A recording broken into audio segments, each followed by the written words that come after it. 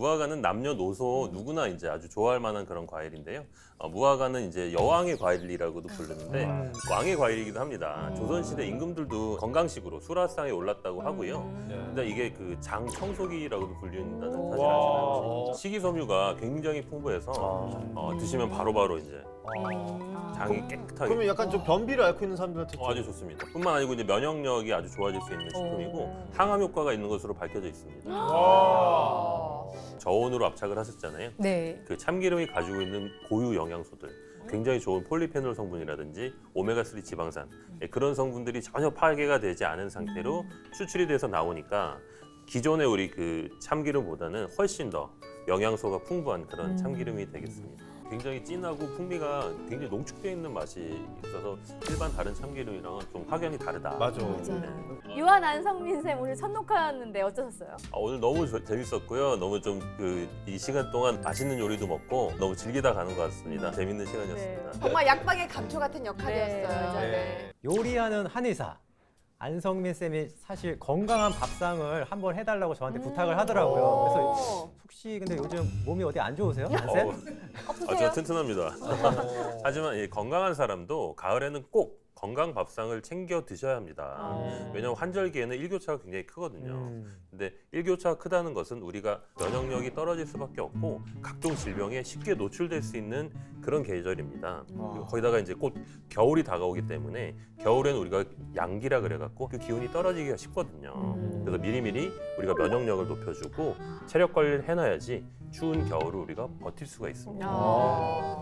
양고기에는 우리가 각종 비타민이 일단 많이 풍부하고요. 단백질이나 필수 아미노산이 굉장히 풍부하기 때문에 엄청 좋은 식품. 면역에도 좋겠다, 그죠? 그렇죠. 면역에도 좋고요. 마라는 원래 1700년대 중국의 이 스촨 지방에서 유래가 됐는데요. 마라의 마는 무슨 뜻인지 아시나요? 말마. 마비할 때 그 마자입니다. 말도 마. 마비의 마자고 라는 뭐냐면 바로 맵다라는 라예요. 번라. 중국어로 라, 라 하잖아요. 그래서 마라 하면은 마비가 되면서도 맵다. 두 단어가 합쳐진 뜻이고요.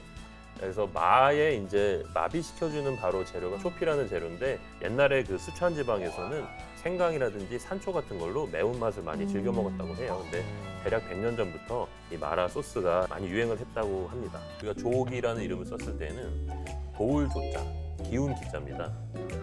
기를 돕는다라는 그런 뜻을 갖고 있어요. 조기는 그래서 종합 비타민이라고 했을 정도로 비타민도 많고 무기질, 단백질, 아미노산이 풍부하기 때문에 면역력을 높여주는 아주 좋은 그런 식품이라고 할 수 있겠습니다. 조기는 워낙에 영양가도 많고 부드럽고 담백하기 때문에 고려시대 때부터 궁중에 수라상에 올랐는데요. 이자겸의 난으로 유명한 이자겸이라는 사람이 있는데 반란을 일으켜갖고 유배를 갔습니다. 근데 하필이면 유배를 간 곳이 바로 전남 영광이었어요. 그래서 거기서 굴비를 먹어보고는 너무 맛있어갖고 영광. 진작에 유배로 왔어야 되는데. 진짜요? 그럴 정도로. 네, 원래 개성이 수도였잖아요. 네. 개성에서 이렇게 맛있는 음식이 없으니까 정말 진작에 유배로 왔을 정도로 유배된 게 더 낫다는 거죠. 그렇죠. 유배된 게 더 낫다 했을 정도로 굉장히 그렇게 맛있는 요리입니다. 이 계절별로 좀 다른 것 같아요. 지금처럼 좀 쌀쌀한 날씨에는 아무래도 국물이 있는 서울식이 맞아요. 그리고 대파가 많이 들어가면은 이게 파가 또 겨울철에 아주 또 건강한 그런 식품이기 때문에 오늘은 일단 서울식 불고기. 네, 지금 벌써 삼키시네요. 요리하는 한의사라 뭔가 그 디테일이 살아있네요. 그렇죠. 얇게 썬 소고기랑 갖은 채소를 넣고 국물과 함께 먹는 서울식 불고기는 원래 우리가 잘 아는 신선로에서 유래된 음식인데요. 과거에 그 정조 임금이 신하들을 놓아놓고 시를 읽거나 토론을 하는 걸 굉장히 즐겨했어요. 거기서 먹던 전골 요리가 지금의 서울식 불고기의 전신이라고 합니다. 자, 생강수는 한번 만들어두면 국물을 내거나 양념을 만들 때 아주 다양하게 활용할 수 있을 것 같아요. 생강수랑 소고기의 궁합이 정말 좋은데요. 생강은 우리가 보통 비위의 기능을 활성화시키고 보호해주는 기능이 있고요. 그다음에 지방이 이제 우리 몸속으로 흡수되는 것을 좀 막아줍니다. 그래서 우리 혈관을 깨끗하게 해줄 수도 있고요.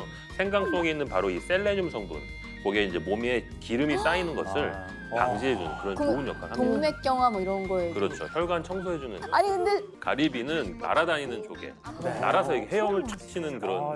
진짜 맞네요. 맞아요. 그래서 일본어로 이제 가이, 조개가 가이고 비 날비자를 붙여갖고 가이비가 이제 가리비가 됐다는 게 이제 학계 정설이에요. 네. 그래서 근육이 굉장히 날아다니려면 발달이 많이 돼요. 그러네. 그래서 맛이 일품이고요. 가리비는 또 다산의 상징입니다. 오. 한 번에 1억 개가 넘는 알을 낳아서 조개류 중에서 가장 알을 많이 낳는. 많이 먹어도 되겠구나. 와, 진짜요? 먹겠네. 지금 저렇게 함으로써 맛뿐만 아니라 영양도 아주 최강궁합이고 모시조개는 또 타우린이 굉장히 풍부합니다. 네. 가리비도 타우린이 굉장히 풍부하거든요. 오. 그래서 쌍타우린, 피로회복에 짱. 쌍타우리. 쌍타우리. 혈관도? 예, 혈관도 튼튼. 예, 그렇게 되는 겁니다. 박은혜 씨나 정가은 씨 같은 미녀들과는 가리비는 아주 옛날부터 절친사였는데 혹시 알고 계신가요? 약간 제 옆에 있었던 것 같기도 해요. 가리비를 먹으면 예뻐지나? 뭐죠? 여러분들이 잘 아시는 그 보티첼리 비너스의 탄생이라고 혹시 네네. 비너스. 거기 가리비 있잖아. 그게 가리고 있는 그 있죠? 네. 아 그 밑에 있는 가리비가 그 있잖아. 밑에가 예, 그게 가리비예요, 바로. 예. 그래서 네. 가리비가 이제 다산의 상징이면서도 아름다움의 상징이기 때문에 이제 예전부터 가리비를 그런 그림에도 많이 사용을 했고요. 그리고 풍요를 상징하거든요. 그래서 이제 중국에서도 가리비를 즐겨 먹는데요. 중국에서는 가리비를 서시의 혓바닥이라고 비유를 하거든요. 예. 그래서 서시가 이제 중국의 경국지색이라고 4대 미녀 중에 한 맞아. 명인데 이런 일화도 있습니다. 서시가 호숫가에 나갔더니 물고기들이 다 위로 떠올랐대요. 너무 이뻐서 그녀를 보기 위해. 기절해서 너무 이뻐. 기절해서. 네네. 어머. 그 정도로 이쁜 미녀가 서시인데 그 어쩐지 서시의 내가 바닷가에 가면 혓바닥이라고. 그렇게 물고기들이 기절하더라고. 네, 이 명란젓은 아주 오래전부터 우리 민족의 밥도둑이었습니다. 아 진짜? 예, 이게 수렵 채취 시대인 그 신석기 시대부터 젓갈이라는 음식은 이제 생겨났을 거로 추측이 되는데요. 와. 명란젓은 특히 이제 조선 시대 때 명태의 주산지였던 이 함경도에서 아마 1800년대부터 기록이 있습니다. 그래서 이렇게 오래된 건데 이게 남한에서는 부산의 중구 초량동이라는 곳에서 가장 먼저 시작이 됐다고 하고요. 이 부산에서 이제 명란젓을 먹은 일본인 토시오라는 분이 있는데 이분이 일본으로 가서 멘타이코라고 그걸 일본에서도 맛이 너무 좋았기 때문에 그렇게 해서 지금 멘타이코가 좀 세계적으로 많이 알려져 있는데 원래는 명란젓이 우리 거거든요. 아, 뭐야? 안타까운 생각이 듭니다. 이게 우리나라 거네요. 1949년이에요, 불과. 아 얼마 안 됐네요. 네, 제가 대학교를 재수했거든요. 네. 수능을 너무 망쳐갖고 혼자서 그 기차를 타고 부산을 간 거예요. 그래서 해운대에서 딱 이제 소주를 마시고 있는데 채찍국사에서 채찍국사에서. 그래서 제첩국을 딱 먹었는데 와 진짜 소주 한 2병은 정말 원샷하게 되더라고요. 와. 굴은 이제 카사노바가 매일매일 이거를 챙겨 먹었다고 할 정도로 강장 효과, 스태미너를 올려주는 효과가 정말 뛰어난 식재료고요. 단백질 함량도 높지만 이 풍부한 아연 때문인데요.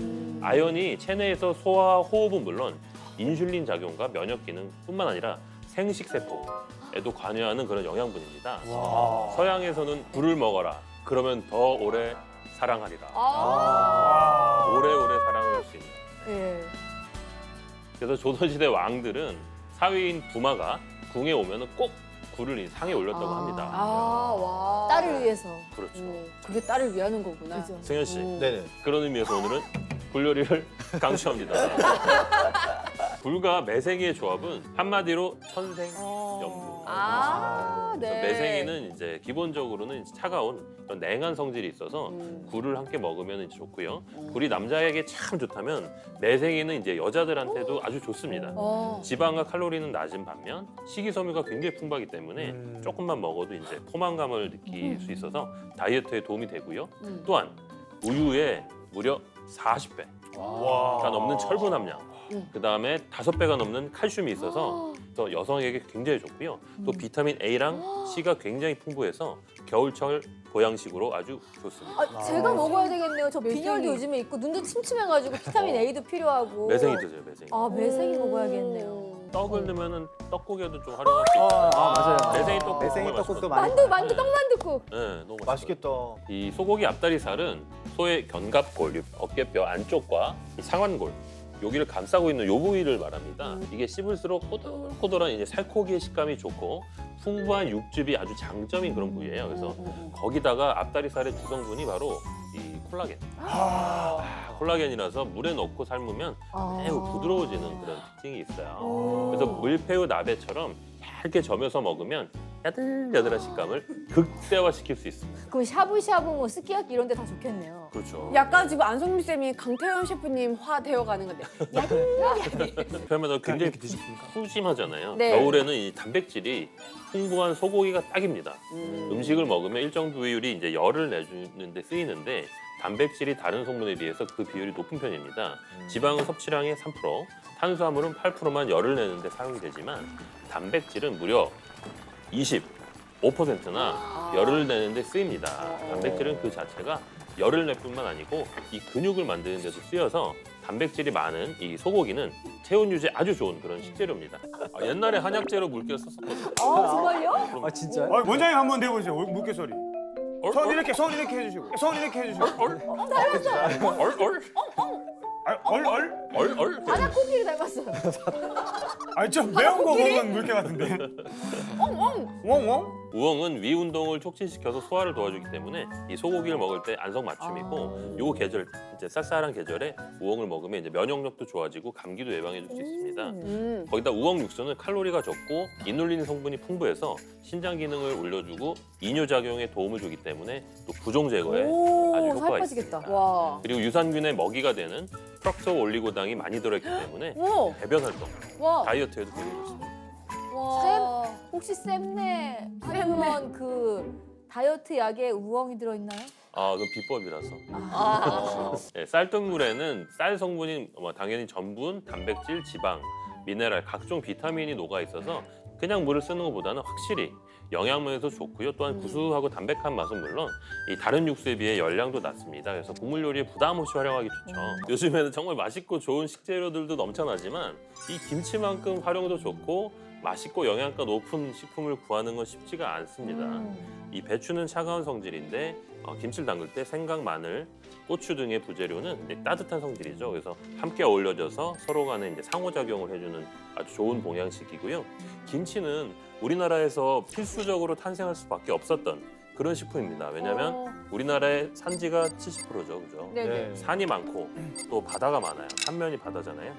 그래서 산에서 날 수 있는 이런 배추나 무 같은 채소들과 이 바다에서 잡히는 생선을 가지고 만든 젓갈 두 개가 섞일 수밖에 없었죠, 그죠? 그러면서 자연스럽게 탄생한 음식이 바로 김치입니다.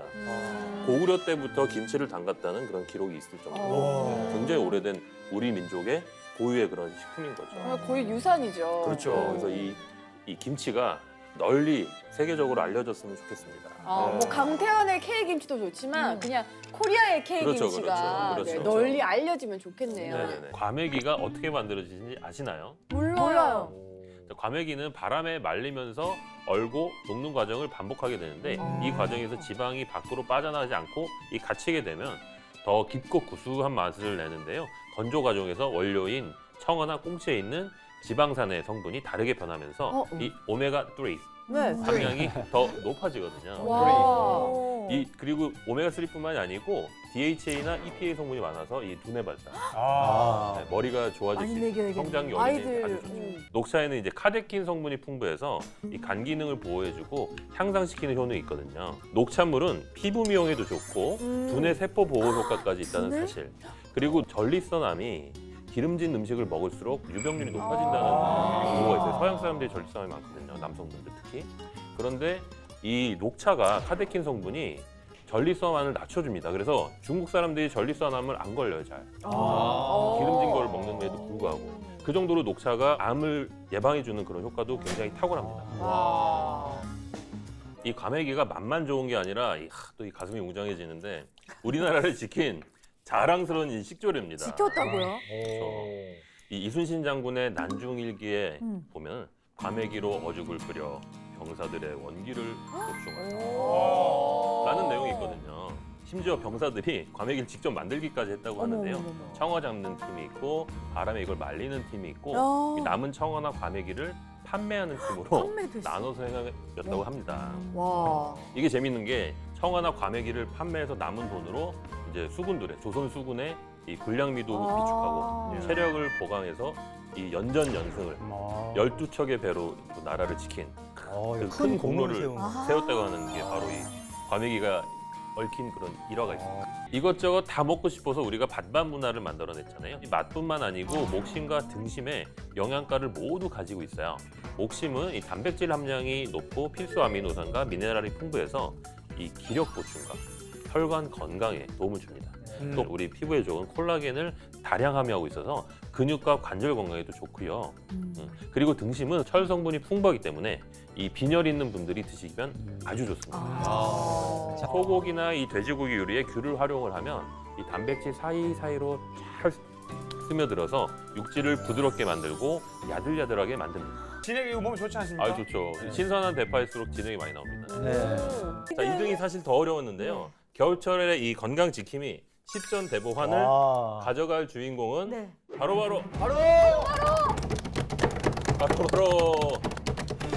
박은혜 씨. 네. 감사합니다. 박은혜 씨 바로 옆에 계신 정가은 씨로 하겠습니다. 네, 그 굉장히 그 편리성, 그다음에 가성비 면에서 점수를 만점을 받으셨어요. 아니 저 꼴찌로 들어와가지고 누나 지금 울라고 너무 울어요. 축하드립니다. 축하합니다. 여기 지금 성분을 보면은 네. 그 기력 회복에 좋은 타우린이 뭐 타사 제품에 비해 이제 2배나 많이 들어있다고 합니다. 그래서 네. 진짜 힘이 솟을 수밖에 없겠어요.